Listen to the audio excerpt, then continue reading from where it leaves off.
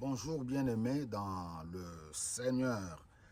On continue avec le troisième chapitre du livre d'Apocalypse.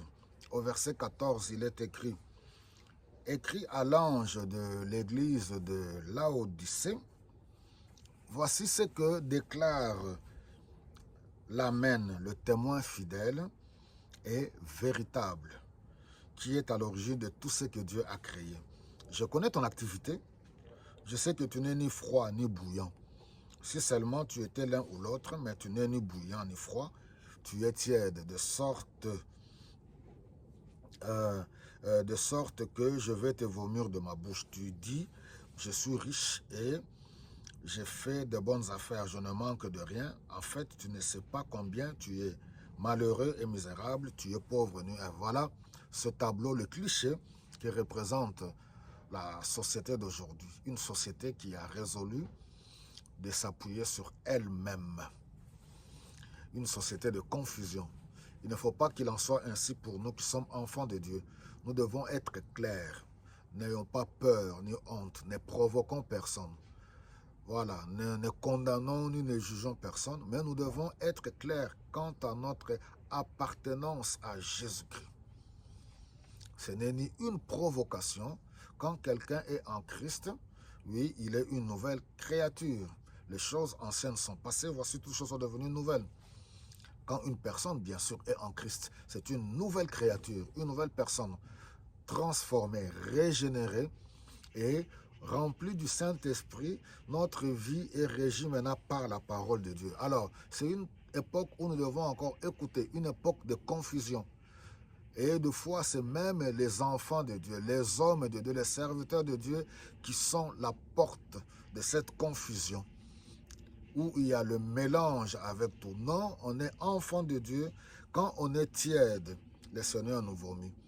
Notre position doit être claire. Enfant de Dieu avec les œuvres, oui, qui glorifient le Seigneur, non pas avec les œuvres mortes. Enfant de Dieu marchant dans la crainte de Dieu, dans la sanctification du Seigneur. Alors attention, le monde dans lequel nous vivons, ceux qui s'appuient, qui marchent selon le monde, leur vie est appuyée sur l'orgueil, sur leur suffisance. C'est-à-dire, ils s'appuient sur eux-mêmes, ils comptent sur leurs biens, sur leurs réflexions, sur leur raisonnement. Or, il ne faut pas qu'il en soit ainsi. Dieu n'aime pas l'orgueil.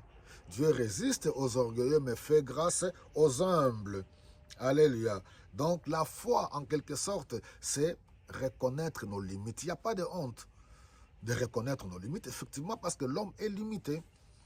Et croire en Dieu, c'est ça notre force.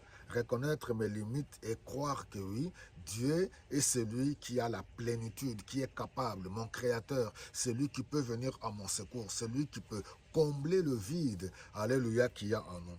Alors, c'est ça, au fait, nous devons reconnaître notre fragilité. Ce n'est pas une faiblesse, même si c'est une faiblesse, mais c'est devant Dieu, parce que Dieu est le Tout-Puissant et le Tout-Suffisant. Donc, mes bien-aimés, voici le temps est arrivé, peuple de Dieu, sortons de la compromission.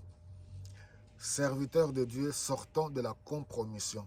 Ceux qui se disent musiciens, chantres chrétiens, nous n'avons pas besoin, alléluia, d'apporter le feu étranger, gagner les âmes. Vous savez, les musiciens du monde, les musiciens, je parle de dames par rapport à ma communauté, ces gens-là, ils écoutent l'évangile.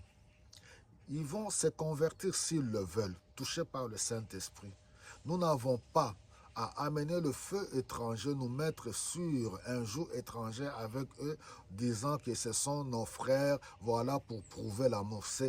Cela fait partie du ruse du diable. Le diable est tellement rusé. Quand quelqu'un veut se convertir, il va se convertir. Chaque être humain a sa conscience, sait que dans ce que je fais là, il sait se situer. Donc nous n'avons pas besoin de nous compromettre pour chercher l'approbation des hommes. Celui qui cherche à plaire encore aux hommes n'est pas digne d'être appelé serviteur de Dieu. Voilà, il est plus que temps, mes bien-aimés, que nous puissions ouvrir nos oreilles spirituelles, nos yeux spirituels, nous reconsacrer davantage.